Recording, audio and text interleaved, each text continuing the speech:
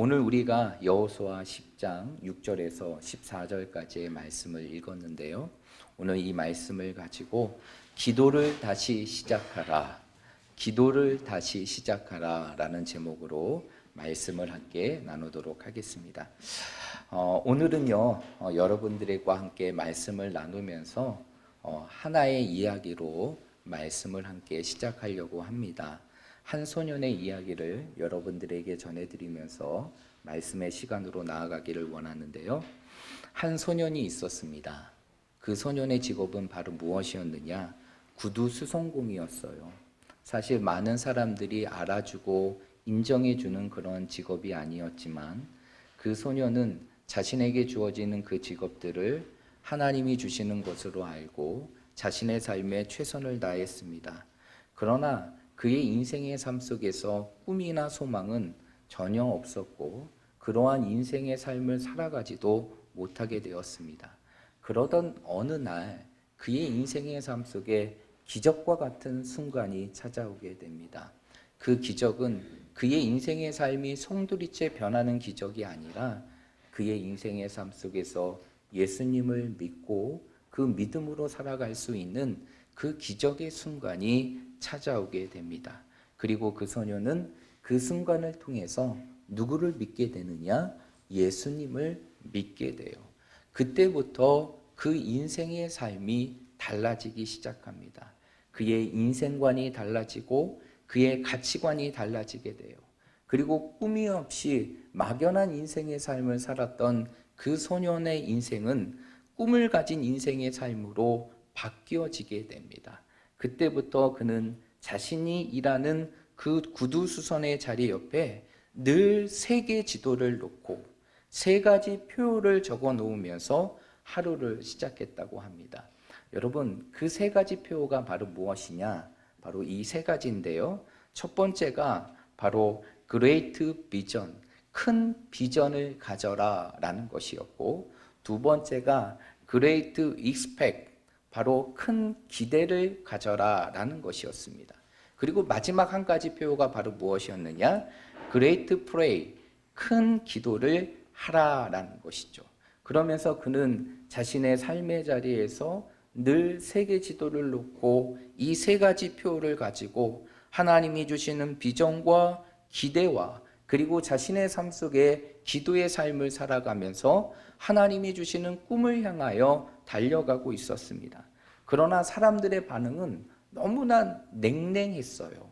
그러한 소년을 응원해주고 지지해주기보다는 네가 꿈을 가져봤자 수성가게 하나나 차릴 정도지 뭘 대단한 일을 하겠어 라고 하면서 그의 꿈을 무시해버렸습니다.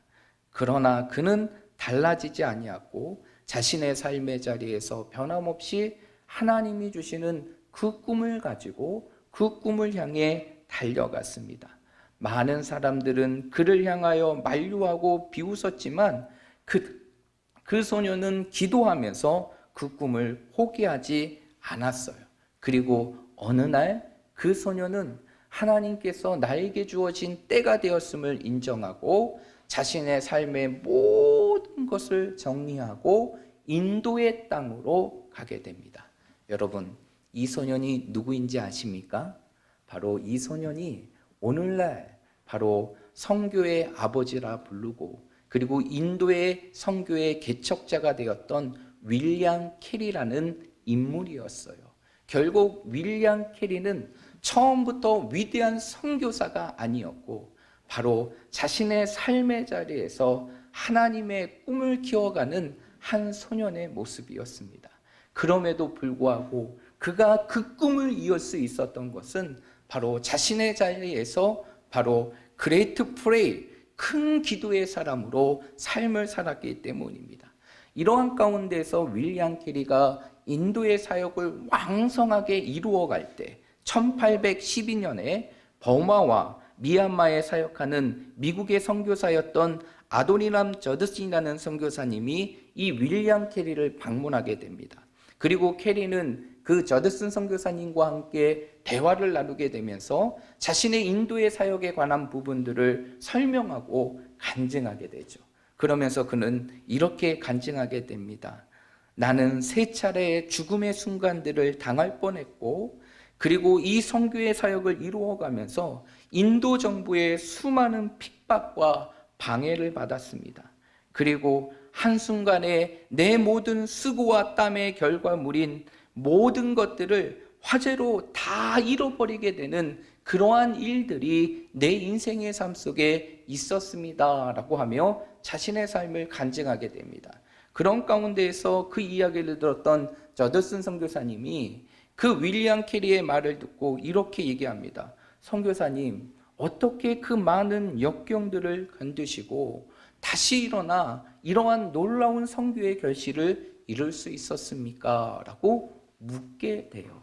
그랬을 때 윌리엄 캐리가 그 선교사님을 붙들고 정원의 한 구석편으로 데리고 갑니다. 그리고 무언가를 보여주면서 이렇게 얘기합니다. 여기가 바로 나의 예배 장소이자 기도의 자리입니다. 이 자리가 없었다면 나는 계속해서 닥쳐오는 고난을 이겨내지 못했을 것이고, 나는 그 고난의 순간 속에서도 매일 새벽 5시 이 자리에 나와 하나님께 기도하는 것이 내 모든 역경과 시련을 이길 수 있는 능력이 되었습니다 라고 고백했다고 합니다. 여러분, 이 윌리엄 캐리의 고백은 오늘 이 시대를 살아가는 우리들에게 너무나 큰 도전을 주게 됩니다. 정말 하찮은 구두성공이었던 그 소년이 세계를 푸는 선교사가 될 수 있었던 것은, 그리고 그 수많은 핍박과 역경과 고난의 순간들이 펼쳐지는 그 선교의 사역지에서 놀라운 선교의 결실을 이룰 수 있었던 것은 바로 다른 것이 아니라 하나님께 부르짖는 기도의 능력이었다는 것입니다. 결국 기도가 꿈이 없는 소년에게 꿈을 갖게 하였고, 그 꿈을 이루게 할 뿐만 아니라 정말 그의 인생의 삶 속에 하나님의 놀라운 성취를 경험할 수 있는 능력이 되었던 것이 바로 기도라는 것입니다. 오늘 우리가 읽었던 본문의 말씀, 이 여호수아 10장의 말씀은 이러한 기도의 위대한 능력의 사건들을 기록하고 있는 것이 오늘 우리가 읽었던 이 본문의 말씀이에요. 여러분, 오늘 이 본문의 말씀이 어떠한 말씀인지 아십니까? 바로 여호수아와 이스라엘 백성들이 하나님이 약속하신 땅, 그 가나안 땅을 꿈꾸고 이제 요단강을 건너게 됩니다. 그리고 요단강을 건넌 이후에 어떠한 땅을 정복하게 됩니까? 가나안 땅을 정복하는 과정 속에서 이루어졌던 하나의 사건이 바로 오늘 우리가 읽었던 이 본문의 말씀이에요. 이 여호수아와 이스라엘 백성들은 요단을 건넌 이후에 가나안의 허리와 같은 중부 지역을 먼저 공격합니다. 그리고 그 중부 지역의 모든 성읍들을 점령하게 되죠. 철저히 거점을 중심으로 점령을 이루어가게 됩니다. 그리고 중부 지역을 점령한 이후에 여호수아와 이스라엘 백성들은 이제 그 정복의 방향을 남쪽으로 돌리게 돼요. 그 남쪽으로 돌리면서 남쪽에, 가나안의 남쪽의 지역을 점령하는 가운데 그 가나안의 남쪽의 가장 큰 성이 어떠한 성이냐? 기브온 성이었어요. 기브온 민족이 다스렸던 성이 바로 기브온 성이었는데, 그 기브온 민족들이 이 여호수아와 이스라엘이 하나님이 함께 하심을 보고, 그리고 가나안 땅의 모든 정복의 과정들을 바라보면서 스스로 항복을 하고 동맹을 맺게 됩니다. 그러자 어떠한 일이 일어나게 되느냐? 이 소식이 가나안 땅에 있는 왕들에게 알려지게 되죠. 그런 가운데 예루살렘의 왕이었던 아도니베섹이라는 왕이 그 남부 지역에 함께하는 5 왕들과 연합을 해서 이제 어느 민족을 치려고 하느냐? 기브온 민족을 치려고 하는 것이에요. 이제 한순간에 자신과 함께하였던 그 가나안의 민족으로부터 점령을 당하게 되는 그러한 위기의 순간을 맞이하게 되는 이 기브온 민족이 이제 그 현실의 상황 속에서 누구에게 도움을 청하게 되느냐? 바로 여호수아와 이스라엘에게 도움을 청하게 됩니다. 그 도움을 청하게 되는 말씀이 바로 몇 절의 말씀이냐? 6절의 말씀이에요. 우리 6절의 말씀 한번 읽어보도록 하겠습니다. 6절입니다. 시작.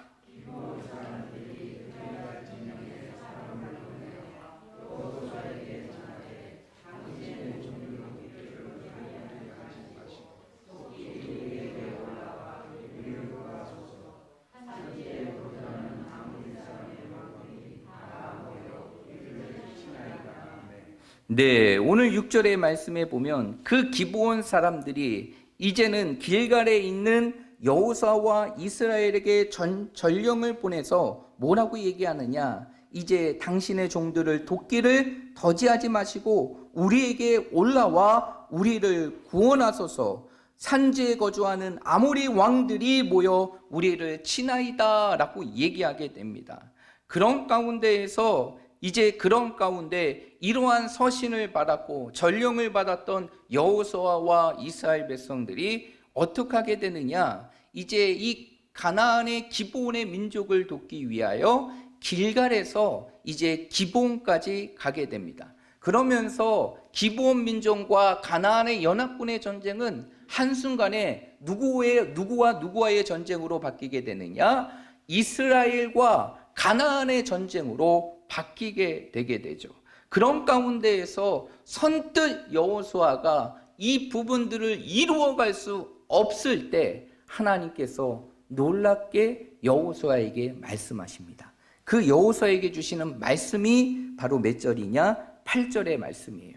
8절의 말씀에 보면 하나님께서 여호수아에게 뭐라고 말씀하십니까? 그들을 두려워하지 말라. 내가 그들을 내 손에 넘겨주었고 그들 중에 한 사람도 너를 당할 자가 뭐하리라? 없으리라 라고 얘기합니다. 하나님께서 여호수아에게 어떠한 메시지를 주신 것입니까? 승리의 메시지를 주신 것이에요.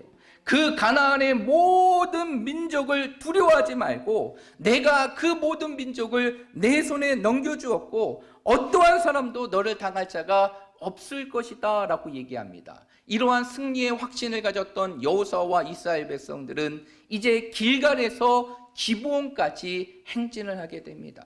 그것도 한밤중에. 여러분, 길갈에서 기브온까지의 거리가 어느 정도였냐면 오늘날로 따지게 되면 30km에서 40km 정도 된다고 합니다. 그것을 한밤중에 여호수아와 이스라엘 백성들이 행진을 하는 것이에요. 그리고 기브온이 있는 성은요, 그냥 평지에 있는 성이 아니라 기브온 민족은 어떠한 성에 살았느냐? 해발 1800m나 되는 고지대의 성읍이 있게 됩니다. 그런 가운데에서 이 여호수아와 이스라엘 백성들이 자신의 피곤함을 무릅쓰고 그 밤에 행진을 하여 그 기브온의 손에 도착하게 됩니다. 그러나 하나님께서는 지쳐있는 이스라엘 백성들과 함께 하심으로 하나님께서 그 가나안 연합과의 전쟁 속에서 큰 사륙을 이루게 하시죠. 그런 가운데 오늘 11절의 말씀에 보면 하나님의 놀라운 역사가 그 전쟁 가운데 펼쳐지게 됩니다. 우리 11절의 말씀 한번 읽어보겠습니다. 시작.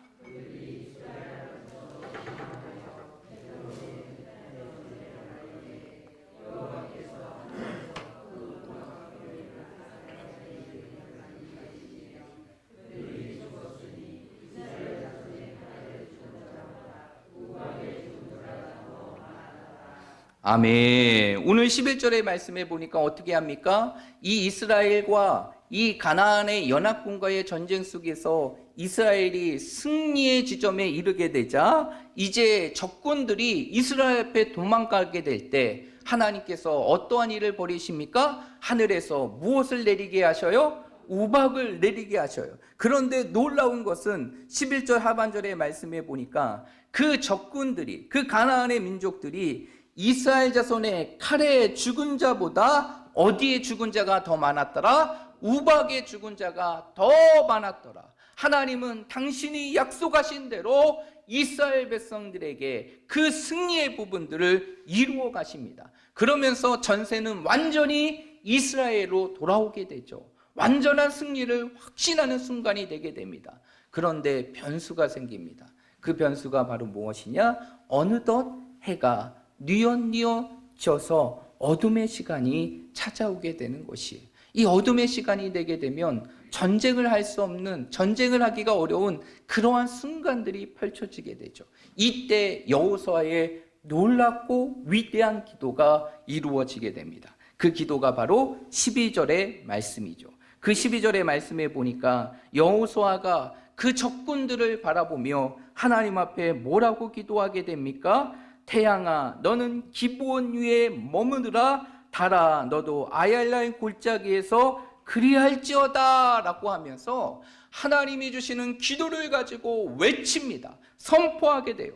그런 가운데 어떠한 일이 벌어지게 됩니까? 오늘 13절의 말씀에 보니까 이제 지게 되는 태양이 멈추게 되고, 그리고 한편 떠오르게 되는 달이 멈추게 되고, 이제 밤으로 들어가야 될 상황들이 밤이 아닌 낮이 지속이 되게 되는데, 그 지속의 시간들이 어느 정도였는지를 13절에서 설명하고 있는데, 그 시간들이 거의 종일토록 이루어지고, 중요한 것은 여호사와 이스라엘 백성들이 그 대적에게 원수를 갚기까지 그 시간들이 어떻게 되게 됩니까? 멈춰 있게 되는 놀라운 역사가 이루어지게 됩니다. 그런 가운데에서 오늘 14절의 말씀에 보면 뭐라고 얘기하느냐?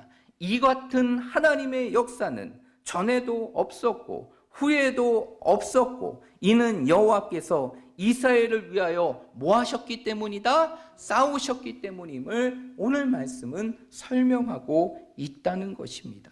그렇다면 오늘 이 말씀을 통해서 오늘 이 시대를 살아가는 우리들에게 가르쳐 주는 것이 있어요. 그것은 바로 무엇일까요? 우리가 이 세상을 살아가는데 가장 위대하고 강력한 능력은 바로 무엇이라는 것입니까? 기도라는 것이에요. 여러분, 기도는요, 단순히 우리의 삶 속에 주어지는 의무가 아니라 하나님께서 우리에게 허락하신 가장 위대하고 강력한 특권이 되는 것이 바로 기도임을 믿으시길 바랍니다. 그래서 예레미야 33장 2절과 3절의 말씀, 기도에 대한 위대한 말씀인 예레미야 33장 2절과 3절의 말씀에 보면 이러한 말씀이 기록되고 있습니다. 이를 행하시는 여호와, 그것을 만들어 성취하시는 여호와, 그 이름을 여호와라 하는 이가 이와 같이 이르시도다. 너는 내게 부르짖으라. 내가 내게 응답하겠고 내가 알지 못하는 크고 은밀한 일을 내게 보이리라 라고 말씀하셨어요. 이 말씀의 내용이 무엇입니까? 하나님은 어떤 하나님이시여요? 모든 일을 행하시고 모든 것을 만들며 모든 것을 성취하시는 분이 우리 하나님이세요. 이러한 하나님의 위대한 역사가 어떠한 자들을 통해서 이루어짐을 설명하고 있는 것입니까? 바로 기도하는 자들, 하나님께 부르짖는 자들을 통하여 이러한 하나님의 위대한 역사가 이루어진다는 것이에요. 여러분, 기도는요, 우리가 하나님의 무한한 능력을 우리의 삶 속에 채우는 것이며 모든 것을 행하며 성취하시는 하나님의 역사를 경험할 수 있는 능력이 되는 것이 바로 기도라는 사실을 믿으시길 바랍니다.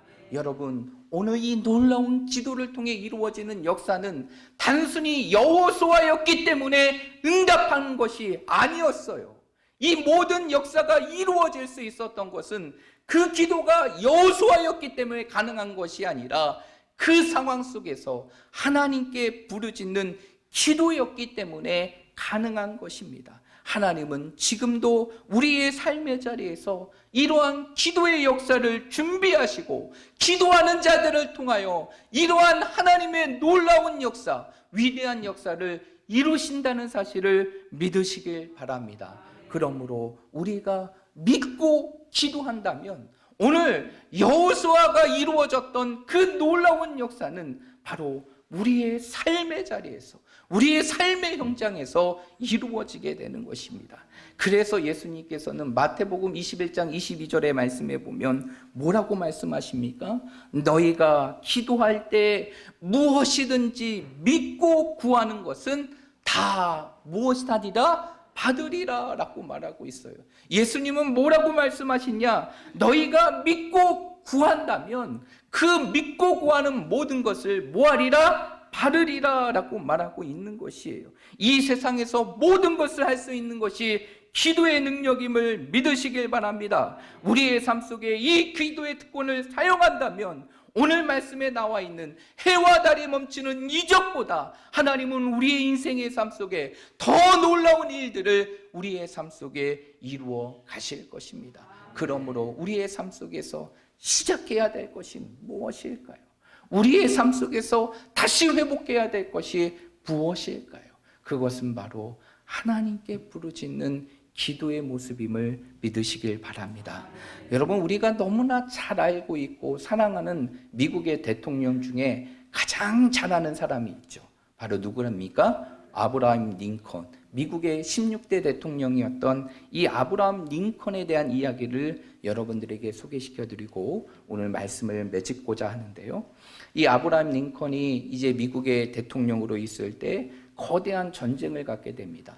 이 미국이라는 대륙이 남과 북으로 갈라져서 이 노예제로로 인하여서 전쟁을 겪게 되죠. 그런 가운데서 이 링컨 대통령은 북군의 군사를 이끌어가는 그러한 수장이었는데 이러한 남북의 전쟁에서 링컨이 이끌어가는 북군이 한순간에 불리해지고 열세가 되게 되자 링컨은 선포를 하게 됩니다. 그때가 바로 1863년 4월 30일이었는데 그 목요일 날 링컨은 자신을 따르는 수많은 미국의 백성들을 향해 이렇게 외칩니다. 이제부터 금식 기도일을 선포할 테니 모든 국민들은 기도에 동참해 주십시오.